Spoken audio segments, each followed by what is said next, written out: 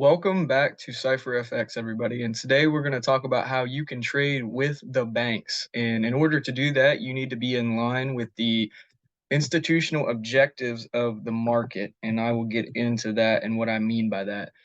But I like to look at structure as a three-dimensional object with short-term highs and lows, intermediate highs and lows, and long-term highs and lows. So if we're going to talk about structure, let's just take a look at EA here, and we'll begin to, if we really zoom all the way out, you're going to see the institutional objective. It becomes very clear and it becomes very apparent. Okay, if you zoom all the way out on your charts, you're going to be able to see the simple structure like you would imagine structure, like structures taught to you, higher highs, higher lows. When it shifts, lower lows and lower highs. So in order to get away from this confusing price action of minor breaks and then retests and wicks and stuff like that, you need to really be zoomed out on your chart. Now, that doesn't mean that you have to wait months to trade. Okay, you don't have to see this as a break of structure, and you don't have to wait. How many days is that? 11 days. You don't have to wait 11 days to get into your trades. Now, what you do need to understand is your intermediate structure. So at this point, we know that this has had a break of structure. We know that the low, the institutional low, is going to be down here, right? So now what we have to do is we have to work with ranges within intermediate structure. And your intermediate structure is going to be as follows. Let's mark out the institutional long-term highs and lows. Okay. And we're going to keep those at orange. Okay. And then we are going to move into your intermediate structure, which we will mark out. And we will go ahead and change that color to, let's go with blue. I like blue. That's the background. Let's change that. Let's go background to blue. Okay, cool. Now we can bring that down and we can begin to mark out your intermediate structure. Now, in order to play within your intermediate structure, you have to understand also your microstructure, okay? And your microstructure is going to be the swing lows and the swing highs within this point, okay? So if we're looking at this, we understand that the microstructure is here within the intermediate structure, is this swing low, okay? So we expect this swing low to continue to hold price until it is broken. And this is the top of our range once a swing low is broken. So at this point, there is no confirmation to call this the top of the range, but with the pullback, we can go ahead and mark it out. We understand the pullback's occurring. We expect this low to hold, okay? So at this point, we expect this low to hold, okay? And we're playing our intermediate structure until it shifts. So at that point, you get a trade, you get an opportunity off this, whether you caught it here and then you got taken out at break even, or you caught it here and you eventually hold for a new high, okay? At this point, we still expect our low to hold, right? If we take from this high, when we created a new high where we had a body close above it, which was here, where was our lowest point in that range? From this low, since we created a new intermediate structure point, we go ahead and grab this and bring it down. And we can mark this out as the low. And then we broke through the top. So I will go ahead and mark that out as a new high. Now, we expect the same thing to occur. We expect the low of this intermediate range to hold for higher prices, which it does. Okay, we create a new high in our intermediate structure. Now we expect the lowest point, which is going to be here, to hold price up. Now at this point, price fails, okay? And that may trigger you into thinking that you now need to be looking for sells, right? But this is where we have to understand that, yes, we have had a break of structure, okay? But just because intermediate structure has shifted bearish does not mean that structure is bearish, because at this point we have confirmed that this is a new high in institutional large long-term structure objectives, okay? And we understand that the low is going to be down here. So we know that price is probably not going to get below this low unless the institutions decide to change their entire structural bias to the downside. Now, with that being said, yes, we did break intermediate structure, but then what did we do? We had a pullback, we had a new low, and we broke an intermediate swing high, or I guess this would almost be a short-term swing high to come test the intermediate structure. So at this point, you could even play off microstructure, short-term structure, which we'll go ahead and mark this as, let's go with green, okay?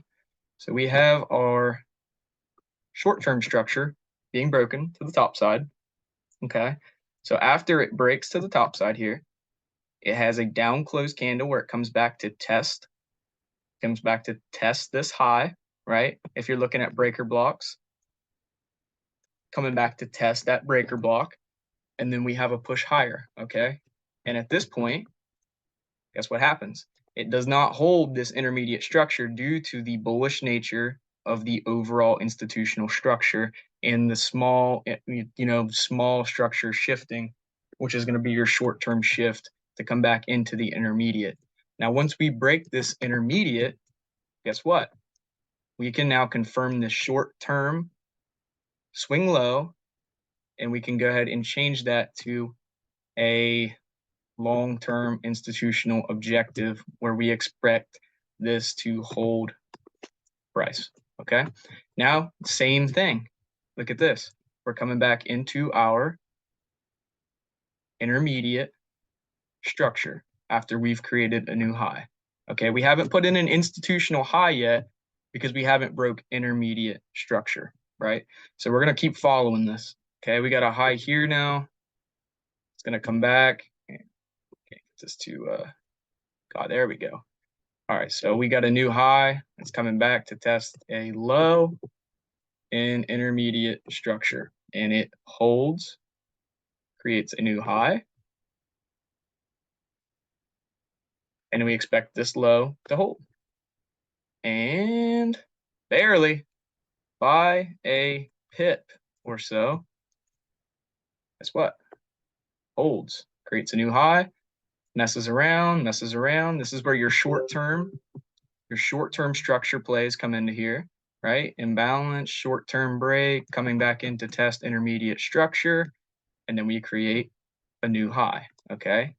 And then we expect this to hold, right? And then it comes up, creates some more lows, playing off intermediate structure, shifting, playing your short-term structure right here. See these short-term structure points coming back into test your intermediates, failing, breaking down, short-term structure shift to come test the new intermediate after breaking intermediate structure, short-term shifts right here, trades back into it, continues down, short-term structure.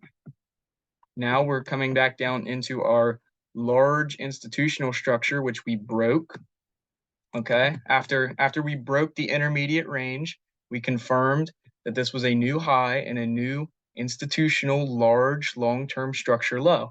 So when this gets broken right here, okay, when this low gets broken, that's a long-term institutional break of structure. Now what can we look at in here? Yes, we had a short-term break, but short-term breaks are not always the best. So yes, it even held. It came back down. We had a short-term break, 41 pip rally, and then a breakdown, okay? And then we have an intermediate break of structure, okay? When this high gets taken out, after it created these lows, we're looking at an intermediate break of structure. So now we can play off intermediate lows, which are down here. We expect this to hold. As I've talked about in previous videos, this tap back into the money. So this is a perfectly fine area to look for entries. Now, we understand that what? We broke this institutional low after creating this high. So we know that this high is going to hold. This high is also a strong high, which I talked about in my last video, because why? It took out liquidity, it took out swing highs, and it made a low, okay?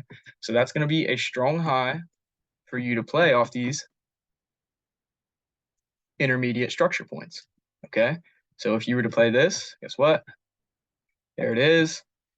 If you wanted to count this as a break, then maybe you took a loss here, but I count body closes as breaks. I do not count wicks as breaks of structure. So therefore, this is not a new intermediate point for me. It is only an intermediate point at this time when we close a body above it, okay? And then you can continue to play off of that. Okay, your short-term structure, guess what? Gets broken, comes back into it, gets broken, comes down to test your intermediate structure, and guess what? Breaks it because why? The institutional structure had shifted bearish and it came in to test this strong high. And the same thing can continue. So now, guess what? We have a new lower high, and we are currently forming a low as it comes back in to test this institutional high. So right now, institutional range is from this high to this low due to this intermediate break right here. Now, yes, there are small time frame and short-term breaks of structure. Again, I don't count wicks. So if you're following the shorter term, you can see there's great trades within short-term structure. If you count this as a break, then, I mean, you probably lost. That's why I count body closes. We have a drop back. This slightly closes a body above, comes back to test, and then rallies into this intermediate high and has broken it. So right now we are looking at continuing to test this institutional structure. And to do that, all you have to do is just continue to play off your short-term and intermediate term highs and lows and structure points. So this is how the banks will view structure. This is institutional structure. This is understanding three-dimensional structure that, yes, it may be bearish intermediate, but if you get a bigger picture of the institutional objective overall, you can see that there's multiple trades and setups and different back and forth structure points within the overall clear, clean institutional structure. And it continues until it shifts. So what I'm really trying to get you guys to understand is that structure isn't as simple as just higher highs and higher lows. You have to look at the big picture. You have to look at the intermediate time frames and the pictures of intermediate structure, and then you have to look at your small short-term structure, your highs and lows on a smaller candlestick style structure to get into these trades in the intermediate. And when you get to a point like this where you get your institutional overall structure, and then you get the short-term structure shift and you hold it and it tests and it breaks through the intermediate structure, then you can continue to hold that for completely new structure points where you're going to be looking at catching 300 pips. That's probably 600 pips. And then the sell here. And if you get in here, then you cut another 1,000 pips. So this really just helps you to see the big picture, and it's really about structure mapping and understanding the difference between short-term breaks, intermediate breaks, and then your long-term breaks.